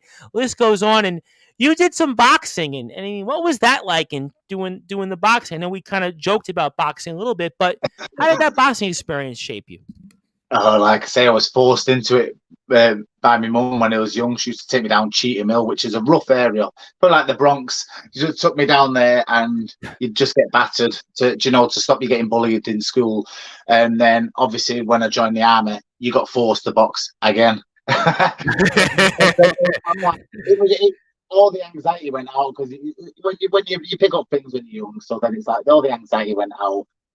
I had a few scraps, age 20 and stuff, and yeah, it just, my footwork wasn't the best for boxing. That's how I'll say it. I mean, like, I've got that, but the footwork, it was just where I would take a punch to throw my big punch. And I think that wasn't the right way to go about it. So, yeah, MMA was the next transition. Get over that. Because if you don't like the big punch, I'll just bear hug you and fall on the floor with you. That was a much better option. It's funny you said that about the footwork, because on Sportswire Radio, originally how we got into our origins was it was a British boxing promoter. He promoted some women's shows. He did a few cards as well. He was an announcer, Trevor Lakey. And I had interviewed actually the first black British boxer to have fought 100 times. That was Arv the Fox Mittu. And he would talk a lot about the footwork. And a lot of people think, well, it's just you stand there, you do the bob and a weave, you throw a jab, you throw an uppercut. But no, boxing, there actually is, as the legendary writer Bert Sugar would talk about, there's a science to boxing. And there's definitely a science to it. And it's talk about how difficult that kind of is maybe for some to navigate toward that. I couldn't navigate to the footwork, but then again, a boxer, the wrestler would struggle on the boxing, the boxer would struggle on the wrestling. I just struggled on the move over. I really struggled. So, like, now if I go in a boxing fight, I've got like an open, MMA guard, which when I did spar recently, I got my head tore apart off a proper boxer. He's just pepping me up. I was like, where's that come from? That's just what happens. I mean, like, because I've done MMA for so many years now, the stance you do on from there to that. That's it. It's like kind of like Dan Severn now. Dan the B7, boy, you're going way back. Dan the B7, who was supposed to have been like him and Dr. Dead Steve Williams. I had a good 2-hour convo with Dan Severn. There's one. Really? Dan the B7? Wow, you spoke to him for 2 hours? 2 hours. Interesting. He's not interested in fighting. He's interested in his farming. So it's a bit strange. I don't even know if he spoke more than 5 minutes in the WWF. I mean, he was supposed to have been like the biggest thing since sliced bread. They brought him in. He was the next guy after Ken Shamrock for the UFC background. They bring him in, and what did he have? Like 3 matches in the WWF? But like I say, he's not like Ken Shamrock so fierce. He's just a nice guy. So he's like, yeah. Well, Ken Shamrock there was something about Ken Shamrock. I mean, Ken Shamrock had charisma. He had that look. Yes, he had Ken Shamrock had something about him that I Yeah. think Dan Severn, Dr. Dead Steve Williams, some of those guys didn't have. I think that's kind of why for a while the WWF kind of shied away from a lot of those, MMA backgrounds. I mean, they kind of shied It's like away. Tank Abbott. Do you remember him in WCW? Nothing. Yeah, Tank. Yeah, that was another guy. They brought him in, if I recall correctly, to fight Goldberg, and it was like the guy was like he was out of his mind. He was, and they spent. But again, this was a problem because the NWO documentary was on here in America. WCW was spending money like drunken sailors, kind of like our governments right now, and Yeah. on nothing, not for the people. And they spent all this money on Tank Abbott, and what did he wrestle like? 2 matches? It was like a disaster. Total Yeah, disaster. it was a disaster. Remember that? I can't remember how many matches. It wasn't many though. Then WWE a few years later brought in what was his name? Who had a little bit of a mixed background? Daniel Puder. Remember Daniel Puder? He Yeah. did the Tough Enough. They brought him in. He had a match, I think, with Kurt Angle, and then he had a couple more matches. He was around for a little while, and it was like the guy had such an issue that it didn't work out. And just to me, that's why again the WWE or WWF Nathan shied. Jones. Oh, Nate! Now that's probably the worst. Greatest one. What a failure. Well, that's the worst Undertaker. Well, I mean, people say Giant Gonzalez, but that match, it was the Undertaker, Nathan Jones against A-Train and The Big Show. That has to have been the worst. That's the worst WrestleMania match the Undertaker was ever in by far. I mean, I know Giant Gonzalez was awkward, but that tag team match made no sense. No sense at all. No sense. It was just horrible. That's one of those matches I would have to admit. Well, we mentioned the Undertaker and the Big Boss Man. That's up there. But I think the Undertaker and the Big Boss Man is almost like how can I put this? The ladder match compared to what the tag team match at WrestleMania 19 was. Poor. It was poor. That was terrible. I mean, that was just one of those matches. And it's amazing to me we got as many more Undertaker WrestleMania matches afterwards. I have a few more comments from people. Okay. Joey Bostrom, who's sometimes with us on the Friday American Sports Show, says good stuff. And Joey's sort of not a wrestling fan, but he likes hearing you. Rob Maraska, baseball analyst on the Sports Report, says another excellent interview. He enjoyed it, so I appreciate that from Rob. I appreciate it. Also, Casey Jack says Logan Paul in the WWE was not a good choice considering all the controversy. Yeah, but I disagree with Logan Paul. I do think that Logan Paul, they're getting something out of him. I think the match he had with Roman Reigns was good. The stuff he had with The Miz, the stuff he had with Sami Zayn. I think what we're going to see with Seth Rollins. No, I disagree with Logan Paul. Logan Paul is not in like Dan the Beat Severn territory. He probably had the best spot in the last Rumble as well. Yes, with Ricochet. With the double spot where they kind of yeah.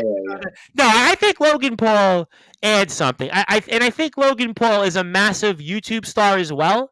So I would have to say that they're getting a lot of social media. We disagree with you, Casey. We disagree. Now I'm disagreeing with you. I do not see him in the same category as Nathan Jones, Daniel Puder, Dan Severn, Tank Abbott. I do not see him at all in that territory. I mean, I don't know if I put him in Ronda Rousey territory or Shayna Baszler territory yet, but I would say that I definitely do not put Logan Paul in that territory as well. So if you want to comment further, I'll hang out for as long as people like. The Big Cheese is having a great time. But, I mean, I have to ask you a question. I know you get asked this a lot, but you've had a lot of moments in your career. And I always ask this question to people like yourself who've won championships, main events, been undefeated, yada, yada, yada. But is there one or two moments in your career that have stood out most so far? There was one that was quite local to me and over... I mean, it was a small venue, but like I knew like over 50 or 60 people came to support me in a crowd of about 120. And I came out and the pop. It's one of those, like, when I think about it, it was like, oh my gosh. And they were all chanting cheesy and I could feel the roof going off. That was probably better than the Rumble win. And I didn't get in the Rumble for about 2 minutes. I just lapped it up thinking, oh, I've made it. That moment is right up there, definitely. Wow, that's pretty cool in a way. It's like small, like working men's clubs and that when that roof's rocking and your name's just coming up. Yeah, it was. It's another clip. I'll send it you. Yeah, send me that because it's interesting you said that, and you talk about the fact that you get this reaction, this ovation, as some would The big call cheese it. pops, like Road Warriors pop. Because the reason I'm making a comparison of why you said that as a moment or two before we get to closing thoughts and a few other things is that I had interviewed a wrestler here in America. Vito Fratelli does some work in Mexico, was to wrestle the current MLW champion, Alexander Hammerstone. He had wrestled TJ Perkins, who had some stuff in the WWE 205, was their champion there, and he had defeated him. And one of the things he had told me, which I was taken aback by, was he had wrestled in Mexico and whatever number of people it was, but it wasn't that he won or lost. It was like what you said about the ovation and just how he could feel the fans. He could feel that, like, is that kind of similar when you go to a show, whether it's 150, 200, 250, 500 people that you've wrestled in, and then you kind of get that, like, almost that ovation that it makes you almost vibrating. It goes through your heart. You can feel it. It goes through your blood. I mean, is that, talk about that again. Well, it's like when I done the show in Liverpool, and Manchester and Liverpool, big enemies. I know, I'm aware. We've actually. I came out there, and honestly, it's like.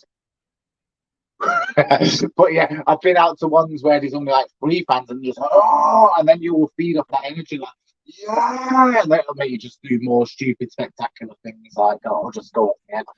As I will be going off my head that reborn, I will be fully cheesing out everywhere.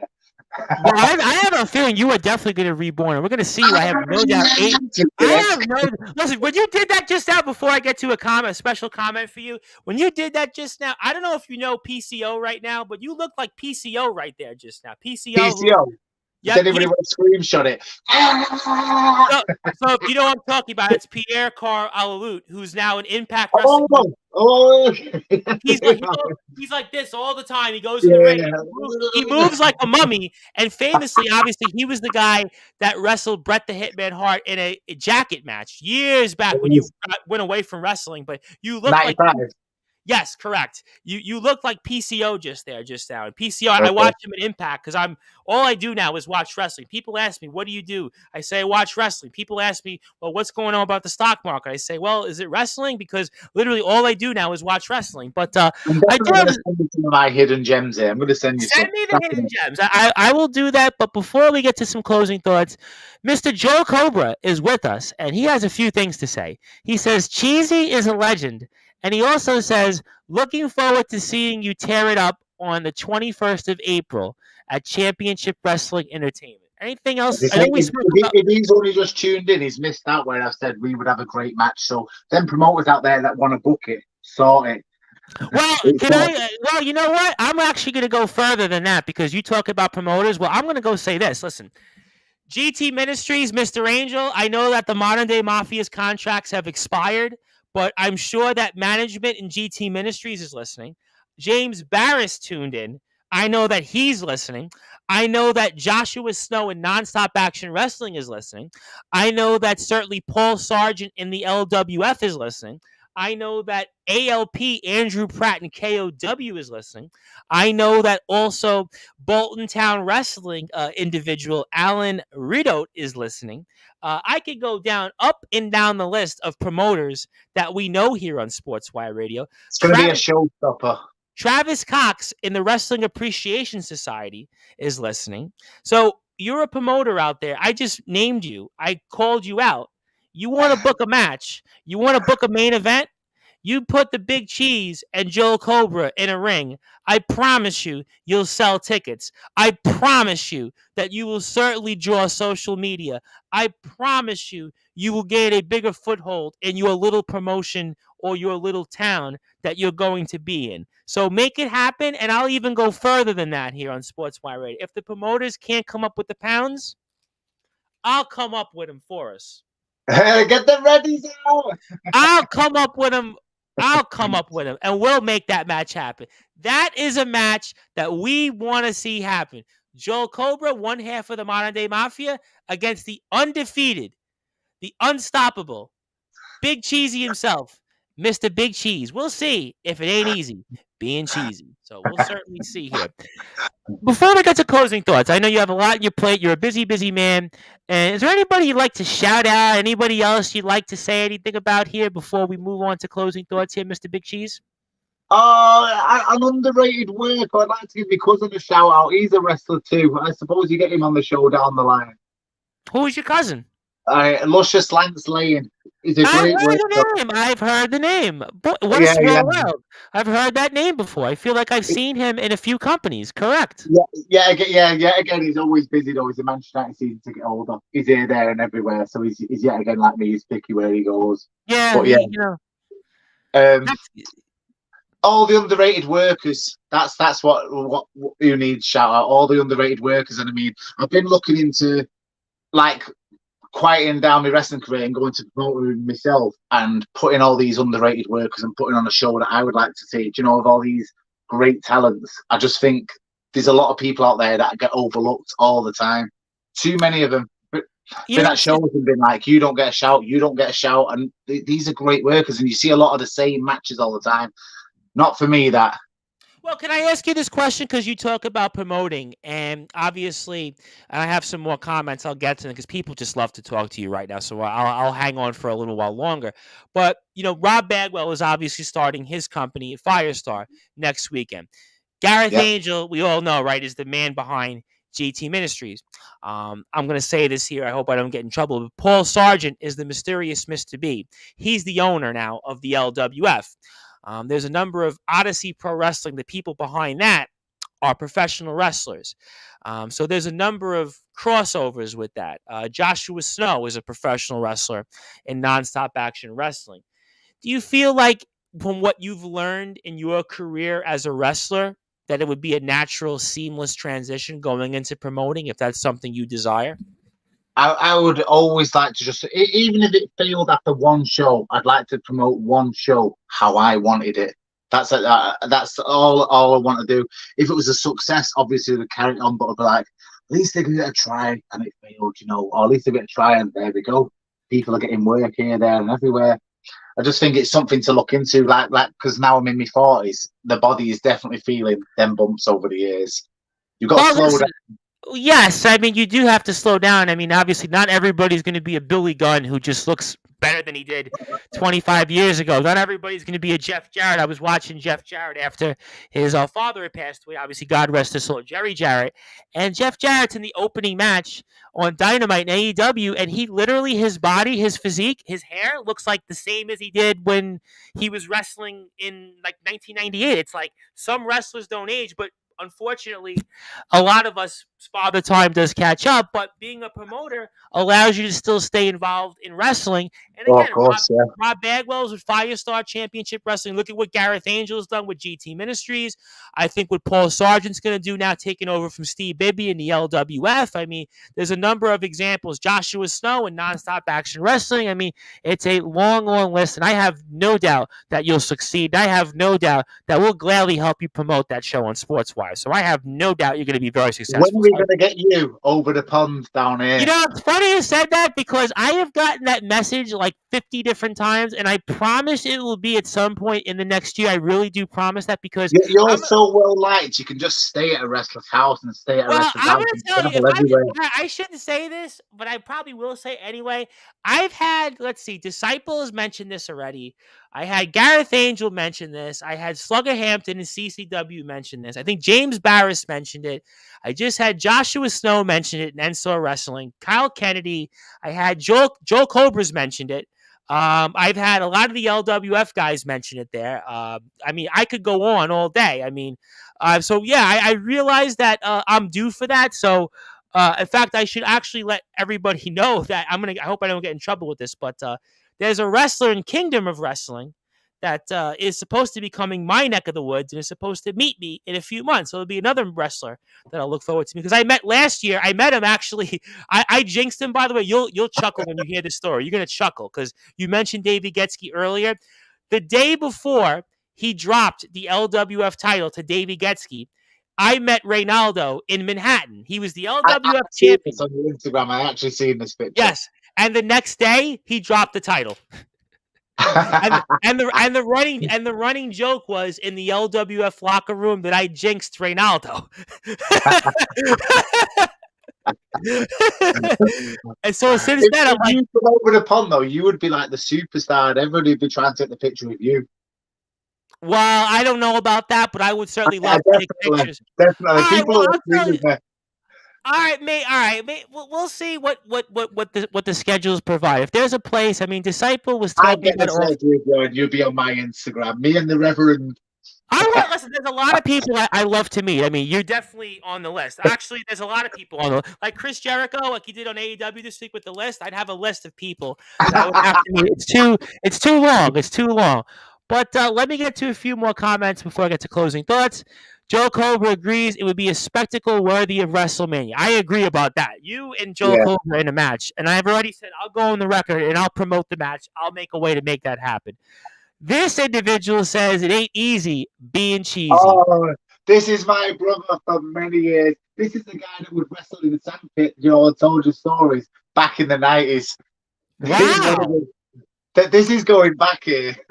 So he would be going back to the World of Sport days. This is, when he was part of my group that we would get banned from playing wrestling in school because of the sandpit Royal Rumbles. He's one of the contenders.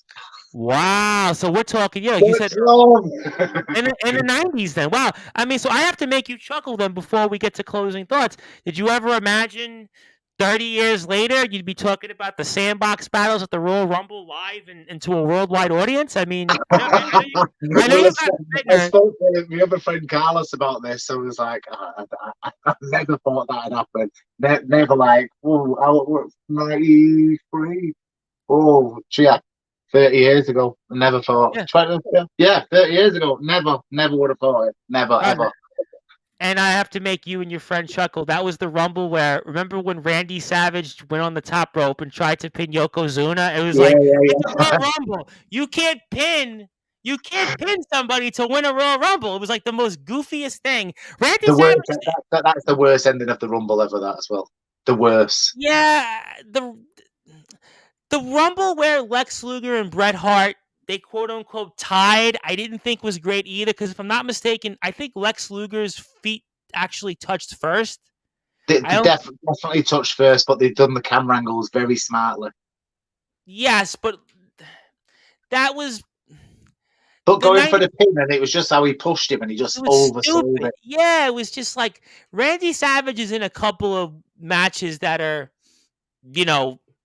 not memorable. WrestleMania 10, Crush and Randy Savage, that was not memorable. The Royal Rumble ending wasn't, but it was very memorable. On the other hand, though, to speak with Mr. Big Cheese, I think it's a lot easier than being cheesy, as he would say. I think he's somebody that we're going to hear a lot more from in the near and distant future on Sportswire Radio and many, many places ahead, especially when it comes to championship wrestling entertainment, where you will see him return to the ring April the 21st. You are a busy man. You have said a lot. I could keep you all day, all month, all year, but I do for now, for the time being. We'll have a part two. Anytime. We'll have a part 2, 3, 4, 5, 6. So many stories we've got to go through. Many. Oh, we will. No, listen, this is just the beginning. Listen, everybody that comes on Sportswire has come back, so there isn't too many people that have not come back, so we will definitely have many more ahead. Triple threat. I want me, you, and Joel. If Joe would want to do it, does Joe want to do that? That's up to Joe Cobra. I mean, Joe Cobra. Well, you should know that Joe Cobra, I believe, was my second to last interview of the calendar year, 2022. And you ready for a Joe Cobra story? You ready for one? I'm ready. All right, so I'm on Snapchat one day, and I don't go on Snapchat much, but Joe Cobra happens to be online. So I messaged Joe Cobra, hey, how's it going? He was injured at the time from GT Ministry. So I'm speaking to Joe Cobra, was speaking, and at the time, I had got called up for a job at Macy's, and I was thinking about taking a part-time job because I just, wanted to get out of the house, and I was doing one of my side jobs, was not happy creatively, and anyways, make a long story short, one of the requirements of the job was to shave off my mutton chops. And I was speaking to Joe Cobra about it, and he said, "No, listen." He said, "You can't do that. You can't change who you are." He said, "I want to tell you something." He didn't say it like that, but he said, "You are the Ryan Seacrest of UK wrestling. You've got to keep doing what you're doing on Sportswire." So I thought about it. I said, "You know what? What am I going to make? 15 pounds an hour for this job? I could easily find something else anyway, in addition to what I'm doing currently." So you know what I wound up doing?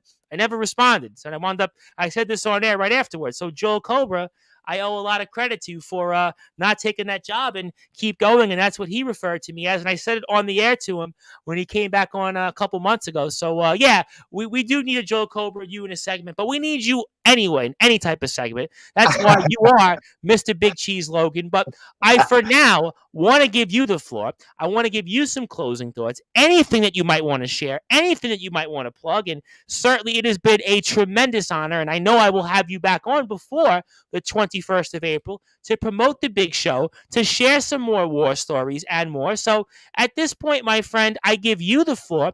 Anything you may want to say, and fire away. I want obviously to my good friends, Marco, Ray, Carlos, Keith. They're my main friends that I hang about with and training partners. They keep me in shape. Straight talkers as well. They tell me when I'm getting out of shape, like, you look terrible. Calvin, Lloyd, Bell, you know, my sister, my dad, my mum, all the promoters that have never had me over. I've wished you all the best. I can't name them all. I'm not all the promoters that have been good to me and never had me over. They know who they are. They're still on my friends list. Obviously, Dino, good Dino. You just forget, don't you? It's like taking an Oscar. This. If I forget anybody, I'll get you on the next show. There'll be many more. Trust me. At this point, I think, like I said, trust me. I think that we've had on. Because it was Lucius Lance Lane, overlooked. Well, your cousin will definitely work to get upon on, and I also want to make sure we shout out Joshua Howard one more time from Joshua Howard. Exactly what I mean by these shout outs: Joshua Howard, Ellie Howard, Kenzie Jackson, Kimmy Jackson, Little Lily, Victoria, all those down CWE. And we'll have announcements. I know that the card is under wraps still, so we didn't announce any matches yet, but I've been told by Mr. Howard when that time comes and you're in the ring as well, I have no doubt that we'll have you back on to kind of promote that match and announce it. So yes. So we are going to have you back on before the 20th. And Dino and Kirby. Yeah. Amen to that. So I want everybody though to follow before we get out of here, the Big Cheese Logan. Follow him, Big Cheese Logan. You can follow him on Instagram. You can also follow him as well at Mad Manx on YouTube. Also give him a friend request on Facebook. Also Championship Wrestling. I can see friend requests coming through here, so it's working. I appreciate that. I'm glad that we were able to help out. Official_CWE_ on Instagram as well. Championship Wrestling Entertainment on Facebook. So please support them. And Casey Jack Bradley says he hopes to meet the Big Cheese one day. Give him a friend request, and I promise you that he'll definitely maybe talk to you. I think it's fair that I reverse the role, though, whenever he follows you. What's that? I reverse the role and plug you. All my friends would follow you. I don't need this. No, I got no. They don't want to follow me. Trust me. They don't. Give him the follow. He's a great guy. Don't worry about you. Don't worry about that. But obviously, a tremendous honor. I can't wait to speak with you before the 21st of April. You have a lot to cover about the show, and I'm sending you this shirt. I'm going to give you my address. I'm going to give that to you right when we're off the air. So I'm looking forward to that. And I'll make a big video for that as well. I love wearing wrestling shirts. I always tell people, what's in your wardrobe? It's a wrestling shirt. I went to a steakhouse last month with these like important people, right? And they were like, how are you dressed? And I took off my coat. What did I have on? I had on a Dan Robertson Killjoy shirt. They looked at me like, what are you doing wearing a wrestling shirt? But that's what I wear. My life is wrestling wardrobe shirts. Independent wrestlers, that's what I want to wear. But I want to support Big Cheese Logan. My friend, thank you so much. I cannot wait to speak with you soon before next month. And it definitely, in my opinion, is still easy being cheesy. It's been my honor and my pleasure. Thank you very much for having me. Thank you. And ladies and gentlemen, we were here with the Big Cheese Logan, who you will see on the April 21st card of Championship Wrestling Entertainment.